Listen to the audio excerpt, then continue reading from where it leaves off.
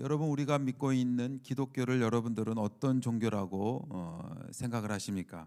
우리가 알고 있는 여러 가지 종교들, 불교는요, 깨달음이 중심이 있는 그런 종교라고 얘기를 합니다. 이슬람교는 알라의 뜻, 그 뜻에 순종하는 것이 최고의 목표입니다.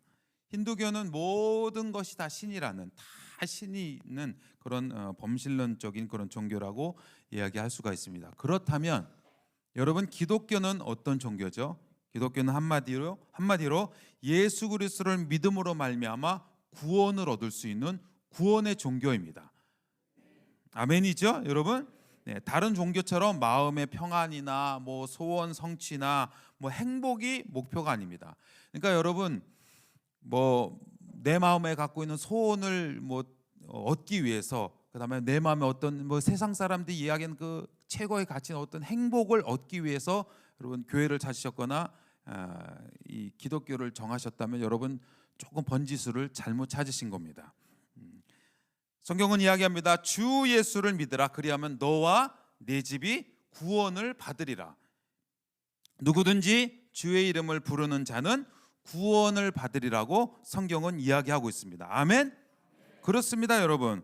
이 땅에 교회가 왜 존재해야 되죠? 여러분, 우리 독산동에 우리 신율교회가 왜 있어야 되나요? 왜 선교사들이 복음을 들고 저 열방으로 땅끝으로 나아가야 합니까? 오직 이유는 단 한 가지입니다. 예수 그리스도, 우리의 구원자 되시는 주 예수님을 전파하기 위해서 나가는 것입니다. 그것 때문에 이곳에서 우리 신율교회가 필요한 것입니다. 땅끝으로 가서 선교사들이 목숨을 걸고 그 나라 언어를 배우고, 그래서 그곳에서 외치는 것은 바로 결국 이겁니다. 당신네 나라, 당신네 민족, 당신네 가정 모두 다 예수를 믿어야 구원 얻을 수 있습니다. 이것 외치려고 가는 것입니다. 여러분, 우리의 신앙의 선배였던 사도 바울은요, 다메섹 도상에서 예수 그리스도를 만난 뒤에 구원자 되신 그 주님, 그 예수님, 그것을 전파하는, 그 주님의 복음을 전파하는 그 사명 한 가지를 이루기 위해서 달려갔습니다. 때로는 매에 맞기도 하고 돌에 맞기도 하고요, 굶주리기도 하고 숱한 어려움과 많은 고난 속에서도 결국은 그 복음에 가로막혔던 그 장벽을 뚫고 복음의 전진을 이루어냈고 선교적인 돌파를 이루어냈습니다. 오늘 우리가 본문 읽었던 이 사도행전 27장은요, 이제 바울이 동족 유대인의 고발로 말미암아서 로마 군인에게 체포가 됐습니다. 그래서 이제 로마로 이제 호송이 되어서 가는 그런 그 여정을 보여주고 있습니다. 이제는 그 가이사라는 그런 지방을 떠나서 이제 배를 타고 지중해를 이렇게 건너가고 있었습니다. 여러분, 그 배 안에는요, 죄수들뿐만이 아니라 죄수의 호송을 책임지는 군대의 장관, 백부장도 있었고요. 그리고 배에 선장도 있었습니다. 그리고 선주도 있었습니다. 그리고 그 안에 죄수들이 이렇게 막 섞여 있었습니다. 성경에 보면은 276명이라는 굉장히 많은 사람이 그 배 안에 다 같이 있었습니다. 여러분, 그 배의 실질적인 리더는 백부장이죠. 칼도 있었고 권력도 있었습니다. 권세도 있었습니다. 그리고 또 다른 리더, 배의 키를 잡고 있는 선장이라고도 얘기할 수 있죠. 그리고 한편으로 보면은 그 배가 누구 거냐면은 그 배의 주인 선주도 지금 그 배에 타고 있었습니다. 그런데 그 안에는 죄수들도 있었죠. 그래서 그 안에는요, 군인 그 죄수들이 딴짓할까봐 지키고 있었고, 하여튼 엄청난 긴장감이, 어떤 일이 일어날지 모르는 그런 곳이, 긴장이 바로 그 배 안에 있었습니다. 언제 어떤 일이 일어날지 안심할 수가 없었죠. 그래서 이 백부장도 그렇고 군인들도 그렇고 선주나 이런 사람들은 한시라도 빨리 로마로 가고 싶었습니다. 그래서 로마에 가서 이 죄수들을 인계하고 나면 이제 자신들의 임무가 다 끝나니까요. 그래서 그들은 오늘 본문 우리가 길어서 읽지 않았지만 27장 그 앞절에 보면은 그 사람들은 겨울 지내기가 거기 항구에서 지내기가 불편하니까 빨리 가자고 이렇게 한 마음이 돼서 얘기를 했습니다. 그런데 이제 바울은 보니까요, 이게 아닌 거예요. 지금 가면은 안 될 거라고 그렇게 경고를 합니다. 그런데 바울의 지금 신분이 뭐죠? 바울의 신분은요, 지금요 죄수입니다. 죄수. 그러면은 여러분 입장을 바꿔놓고 생각을 해보세요. 여러분들이 군대 장관이고 그 죄수를 지키는 사람인데 죄수가 얘기한다고 믿겠어요? 안 믿죠. 그 사람들도 무시를 했습니다. 보기 좋게 거절당했습니다. 그래서 무리하게 출발을 강행했습니다. 뭐 괜찮겠지, 뭐 잘 가겠지, 아무 일 없겠지. 그리고 또 13절에 보니까 순풍까지 불어요. 그래서 아무 일 없이 우리가 생각한 대로, 우리가 계획한 대로 이렇게 잘 간다라고 그렇게 생각을 했었습니다. 그러다가 결국은 지중해 바다 한가운데서 14절에 보면요, 유라굴로 광풍이라는 어마어마한 폭풍을 만나게 됩니다. 여러분, 이 폭풍을 만나게 된 건요, 바울이 그 9절에서 11절에 권면했던 대로 가지 마라, 안 가는 게 좋겠다라고 바울의 권면을 들었으면은 피할 수 있었던 그런 재앙이었었습니다. 근데 이 유라굴로 광풍이 얼마나 크게 임했냐면 이제 오늘 본문 우리가 읽었던 20절에서 이 상황이 아주 잘 나옵니다. 여러 날 동안 해도 별도 보이지 아니하고 큰 풍랑이 그대로 있었습니다. 그래서 구원의 여망마저 없었습니다. 그러니까 뭐 하루 이틀 말고 한 것이 아니고 아주 지속적으로 해도 별도 보이지 않았다는 얘기는요, 밤이나 낮이나 지금이 밤인지 뭐 낮인지 구분도 안 되는 쉬운 성경을 보니까요, 이렇게 나와 있습니다. 우리는 며칠째 해도 보지 못했고 별도 보지 못했습니다. 바람은 계속해서 거세게 불어왔습니다. 결국 우리는 살아남을 수 있다는 희망을 모두 포기하고 말았습니다. 여러분, 사도 바울이 복음을 전하다가 어려움을 굉장히 많이 만났습니다. 고린도후서 11장에 보면 뭐 여러 가지 이게 쭉 나열이 돼 있는데, 아마 오늘 본문의 이 20절 말씀이 사도 바울이 복음을 전하는 그 일생 가운데 가장 큰 어려움, 고난이 아니었을까 그렇게 생각합니다. 당시 상황을 잘 보면 이 아주 아무런 소망이 없었어요. 여러분, 우리가 살아가다 보면은 이런 아무런 소망이 없는 이럴 때를 종종 만날 수가 있습니다. 뚫린 게 하늘밖에 없고 주위를 둘러보아도 아무리 나를 도와줄 만한 방법도 없고 사람도 보이지 않는 그럴 때를 만날 수가 있다는 겁니다. 해결점이 조금이라도 보이면은 다행인데 도무지 그 어디서도 해결점을 찾을 수 없는, 소망이 없는 그런 상황, 바로 우리의 그런 삶에 닥칠 수 있는 그런 광풍과 같은 그런 상황입니다. 여러분, 군인들은요, 이 유라굴로 광풍이 상황이 악화되자 그 배에 있었던 죄수들을 죽이려고 했어요. 왜냐하면은 도망가면은 만약에 죄수들을 놓치면은 자기네들 목숨이 위태로우니까 차라리 도망가게 하느니 죽이는 것이 더 낫겠다라고 그렇게 생각을 했었습니다. 바로 그럴 때 이제 바울이 오늘 본문에 등장한 겁니다. 바울이 등장해서 문제를 해결하는 거죠. 여러분, 아까 말씀드렸죠? 바울의 신분은 뭐라고요? 죄수입니다. 그렇지만 죄수이지만 하나님으로부터 음성을 듣고 성령이 그 안에 계신 바울이 그 배에 있어서 실질적인 영향력이 있었고 리더였었습니다. 성령의 감동을 받은 그 사람이 바로 우리가 있는 공동체에서 리더라고 이야기를 할 수가 있습니다. 그래서 바울은요, 오늘 보면 21절에 보면은 이제 그들 가운데 서서 이야기를 합니다. 죄수예요, 죄수. 여전히 죄수이지만 서서 이야기를 할 수 있다는 것은 그 사람 앞에서, 바울 앞에서 그 어느 누구도 반박을 못 한다는 겁니다. 바울이 뭐라고 그랬죠? 22절과 25절에 보면은 여러분 안심하십시오. 안심하라고 그렇게 이야기를 합니다. 그런데 지금 상황이 안심할 수 있는 그런 상황이 아닙니다. 아까 말씀드렸죠. 20절 상황이 어떤 상황인지, 해도 달도 보이지 않고 여러 날 동안 바람은 여전히 지금 말하고 있는 이 상황 속에서 배는 여전히 흔들리고 있는 그런 상황에서 바울이 지금 뭐라고 하냐면 여러분 걱정하지 마세요. 안심하세요. 이렇게 이야기를 하고 있는 겁니다. 여러분, 어떻게 가능하죠? 왜 이렇게 바울은 이렇게 여러분들 보고, 그 사람들 보고 안심하라고 이야기를 하죠? 왜냐하면은 하나님이 나에게 말씀하셨기 때문입니다. 그렇게 이야기를 하는 겁니다. 여러분, 하나님이 바울에게 두 가지를 이야기를 하셨습니다. 24절을 보면요, 바울아 두려워하지 말라. 그렇게 이야기를 합니다. 그리고 여기 지금 있는 모든 사람 너한테 주셨다. 그러니까 이 모든 사람들 다 무사할 거라고 거기 276명 중에 바울 혼자서 지금 들은 겁니다.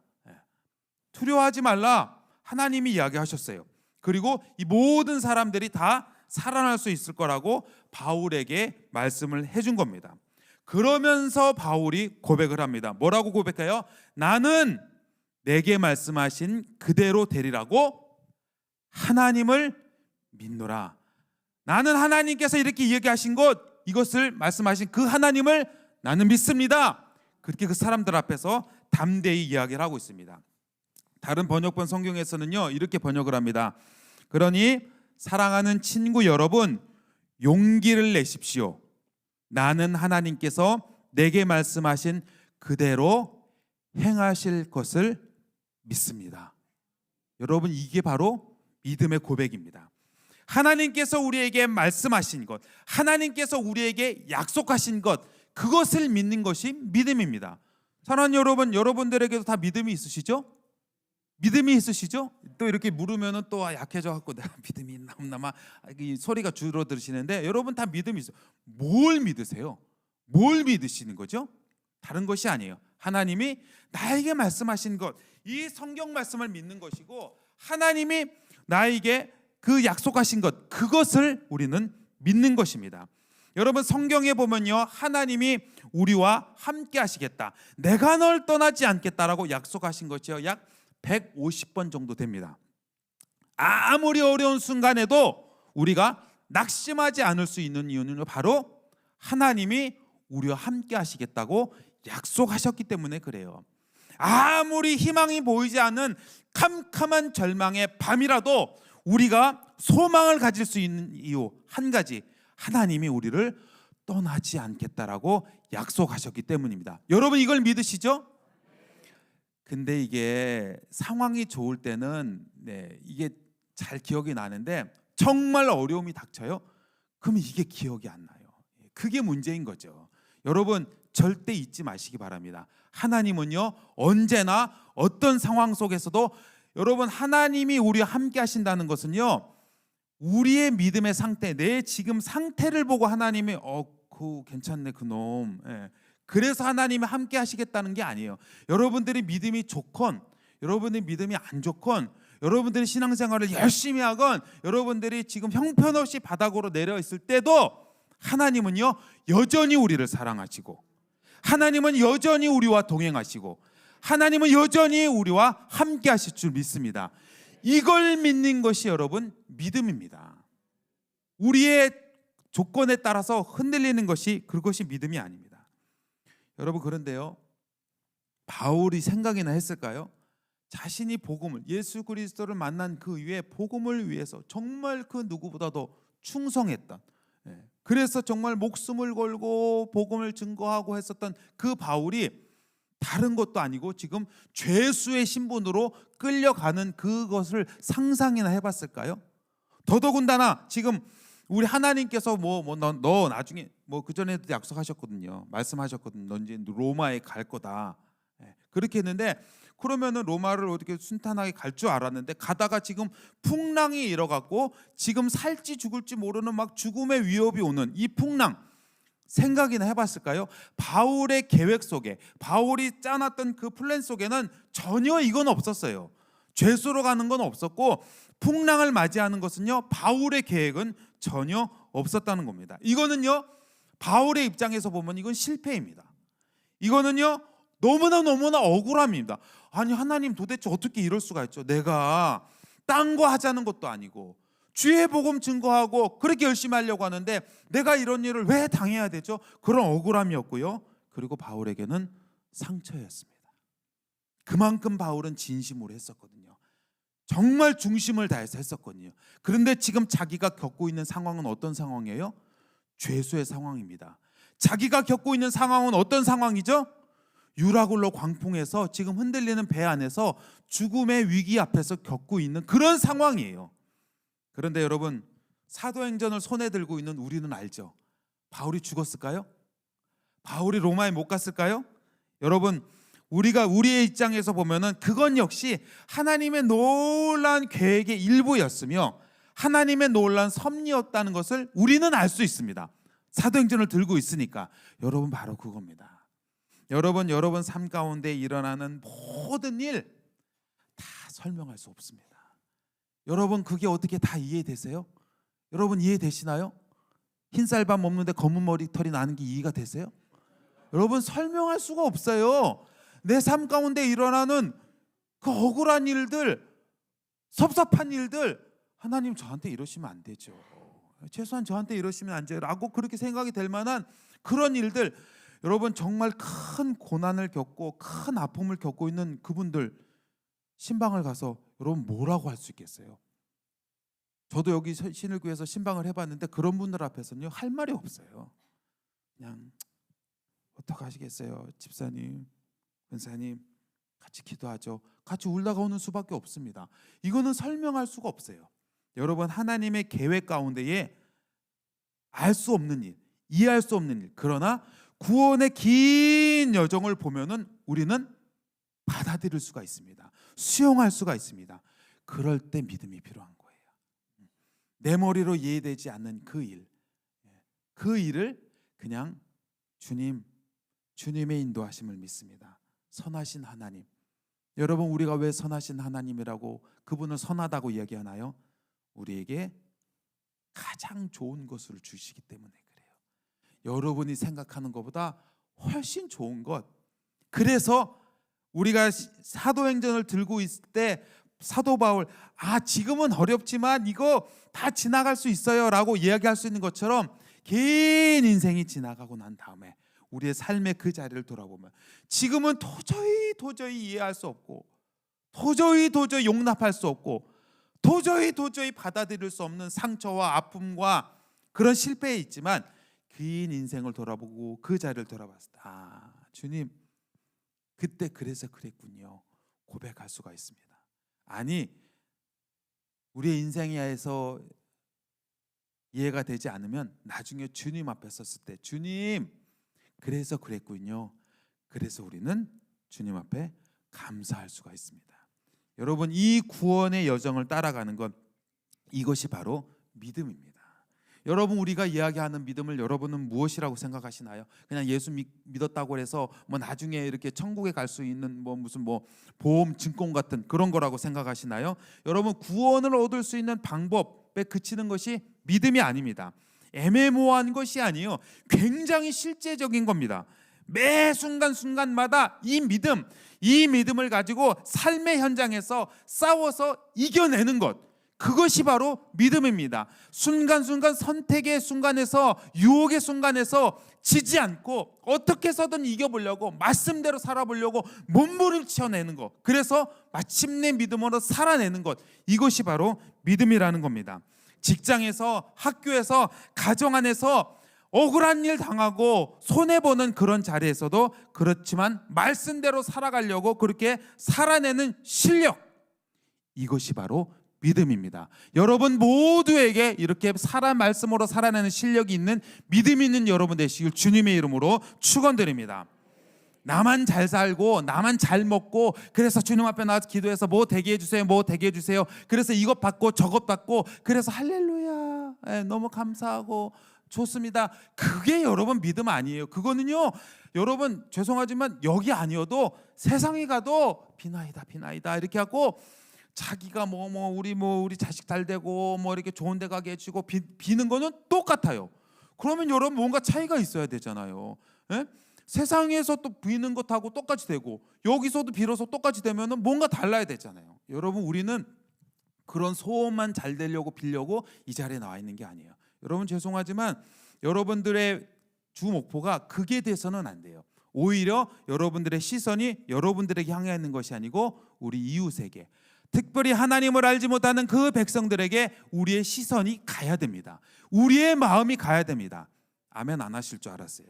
예. 여러분 왜 그래야 되는 줄 아세요? 주님의 눈길이 거기에 가 있기 때문에 그래요. 주님의 마음이 그곳에 머물러 있기 때문에 우리가 그들에게 마음을 쏟고 그들에게 우리의 시선을 돌려야 되는 것, 이것이 바로 믿음이라는 것입니다. 사랑하는 여러분, 우리 중에 그 어느 누구라고 고난을 피해갈 수 있을까요? 어려움을 피해갈 수 있을까요? 아무도 없습니다. 그 어떤 사람도 인생에 불어닥치는 그 유라굴로 광풍을 그렇게 손쉽게 이겨낼 수가 없습니다. 그런데 어떤 사람이 이겨낼 수 있죠? 권력이 있는 백부장인가요? 배를 갖고 있는 부자인 선주였을까요? 아닙니다. 풍랑을 이겨내시는 하나님과 동행하는 그 사람이 그 어려움을 이겨낼 수가 있습니다.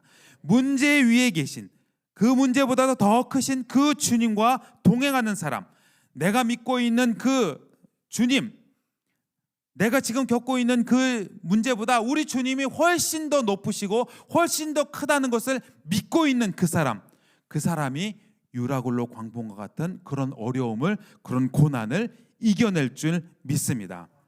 사랑하는 여러분, 하나님이 말씀하시고 하나님이 약속하시고 그대로 이루실 것이라는 그 믿음이 있는 사람이 가정에서 그리고 공동체에서 그 모든 것들을 이끌어갈 수 있는 실질적인 리더입니다.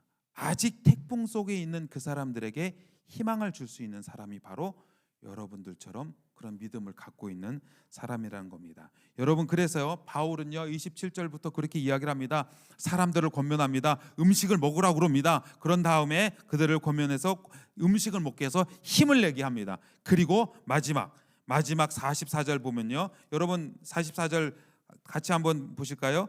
마침내 사람들이 다 상륙하여 구조되니라. 여러분 20절 상황 아시죠? 그냥 뭐 어떻게 하다 보니까 뭐 이렇게 잘 하면은 구조될 수 있는 상황이 전혀 아닙니다.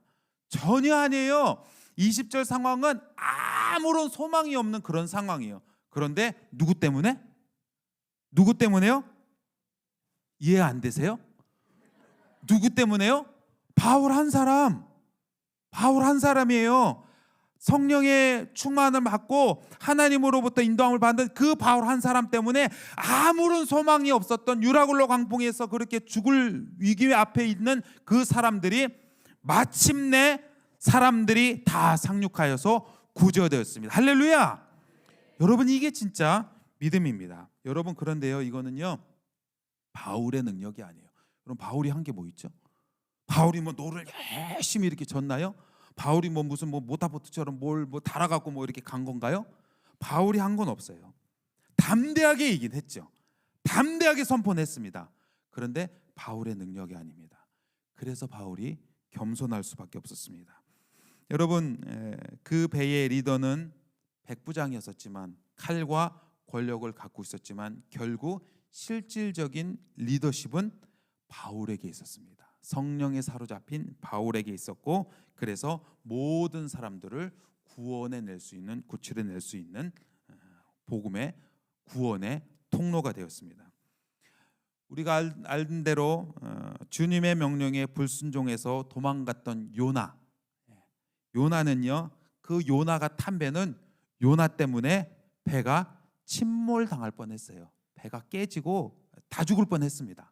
그런데 주님의 인도하심에 순종해서 호송되어 가던 죄수였던 바울은, 그 바울이 탄 배는요 바울 때문에 유라굴로 광풍이라는 곳에서 살아날 수가 있었습니다. 모두가 살아났습니다. 모두가 자기 혼자 구명조끼 이렇게 껴있고 살아난 것이 아니고 모든 사람, 한 사람도 빠지지 않고 다 살아날 수가 있습니다. 여러분, 성도는, 그리스도인은, 하나님의 백성은 죽음과 같은 현실에서 나만 살자고, 나만 뭐 어떻게 잘 되자고 그렇게 살아나고 모든 사람 버리는 그런 길을 택한 사람이 아닙니다.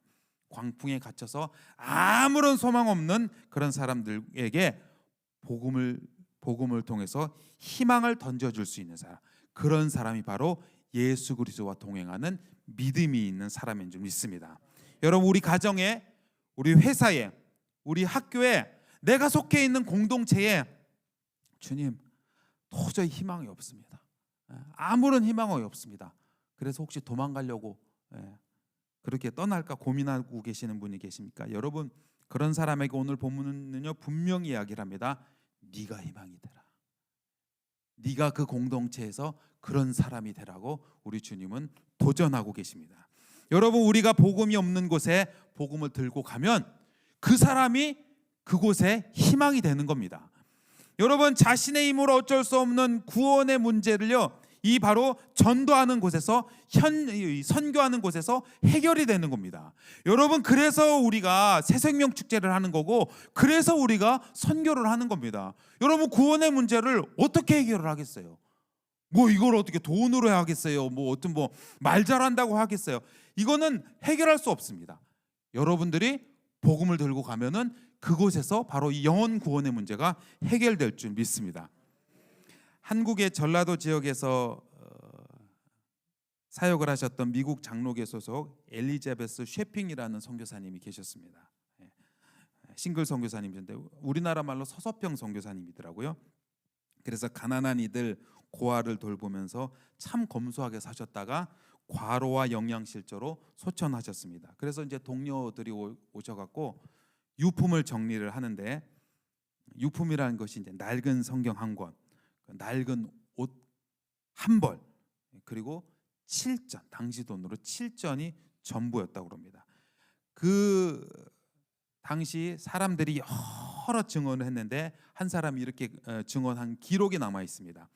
선교사님은 부자는 아니었지만 그분이 오시면 병든 자가 살아났고 울던 아이가 웃었습니다. 그의 장례식의 부고 소식을 듣고 많은 사람들이 우리의 어머니가 돌아가셨다라고 그렇게 통곡을 했다고 합니다.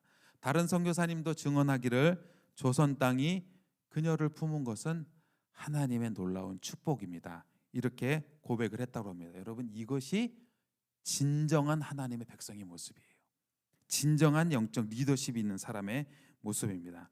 여러분, 그러므로요, 풍랑 앞에서 여러분 위축되지 마세요.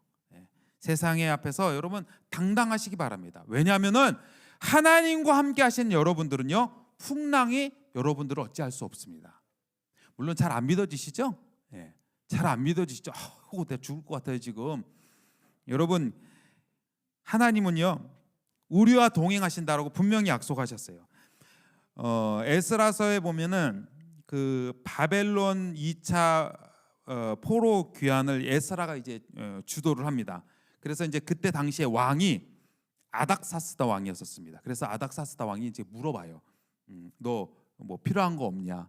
그래서 이제 아닥사스다 왕에게 이렇게 얘기를 하면은 뭐 군사도 지원해주고 더 물품도 지원해주고 할 거니까 뭐 필요한 거 없냐고 이렇게 물어봅니다. 그럴 때 에스라는요 금식을 선포합니다. 왕이 물어보는데 금식을 선포하고 하나님께 기도합니다. 평탄한 길을 간구하면서 기도합니다. 그러면서요, 여러분 그 에스라서 8장 22절에는 이렇게 얘기합니다. 우리 하나님의 손은 자기를 찾는 모든 자에게 선을 베푸십니다. 그렇게 이야기를 하고요. 그래서 길에서 적군을 막고 우리를 도울 보병과 마병을 왕에게 구하기를 부끄러워하였습니다. 여러분, 이 상황이 무슨 상황인지 아세요? 왕에게 요청을 하면 왕이 줄 수 있어요. 주겠다는 겁니다. 쉽게 도움을 받을 수 있어요. 그런데 에스라는 하나님의 백성인 에스라는 그렇게 하지 않았습니다. 오히려 쉬운 길을 포기하고 주님 앞에서 엎드려 간구했습니다. 기도했습니다. 그래서 결국은 하나님께서 그의 기도를 들어주셨어요. 그래서 8장 32절에는요 우리 하나님의 손이 우리를 도우사 대적과 길에 매복한 자의 손에서 건지시니라. 할렐루야. 여러분, 이겁니다. 이게 바로 믿음의 모습입니다. 쉽게 그냥 세상 사람들 앞에서 뭐 이렇게 뭐 좀 뭐 잘 보이려고 그렇게 굽신거리고 그게 아니고 당당하게 여러분 가슴 피시고 고개 드시고 어려움이나 그런 어떤 문제 앞에서 이렇게 고개 막 다 죽을 것 같은 그런 막 죽을 상황으로 그렇게 있지 마시고요. 당당하게. 왜요? 하나님이 약속하셨잖아요. 뭐라고요? 내가 너하고 함께 하겠다. 내가 너와 동행하겠다. 약속하셨잖아요. 물론 지금 당장 현실적인 문제로 보면은 답은 안 나오죠. 절대 쉽게 답은 안 나옵니다. 저도 선교제에서 있어 보니까요. 이게 쉽게 답이 안 나와. 와, 이걸 어떻게 해야 되나. 물론 하나님이 바로바로 응답을 해주셨으면 좋겠는데 이렇게 바로바로는 하나님이 응답은 안 해주십니다. 막 이렇게 숨 꼴딱꼴딱 넘어갈 때까지 좀 기다리긴 하셔서 좀 어떨 때는 우리 관계가 좀 어려워질 때도 있긴 하지만, 그런데 여러분 분명한 건요, 하나님의 손이 여러분을 붙들어 주세요. 에스라서 이렇게 고백을 했잖아요. 그래서 하나님의 손이 우리를 도우셔서 모든 대적의 손에서 건져내셨습니다. 이겁니다. 이게 바로 유라굴로 광풍을 만난 바울의 모습입니다. 성경에 나와 있는 숱한 우리 신앙의 선배들의 모습입니다. 사랑하는 여러분, 하나님과 동행하고 있는 여러분이 희망이십니다. 여러분이 가정의 여러분이 희망이십니다.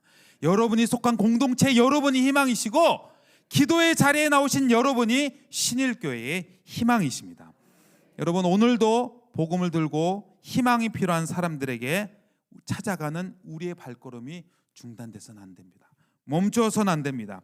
유라굴로 광풍 앞에 여러분 위축되지 마시고, 하나님께서 절망 가운데 우리와 함께 하신다. 그래서 그 하나님을 믿고 나는 당당히 나아가겠습니다. 믿음으로 고백하는 여러분 되시기 바랍니다. 가정의 문제로, 건강의 문제로, 재정의 문제로 아무런 희망이 없는, 그런 소망이 없는 그런 캄캄한 절망과 같은 그런 밤하늘 같은 그런 상황에 있을지라도 여러분 반드시 기억하시기 바랍니다. 하나님은 여러분들과 함께 하십니다.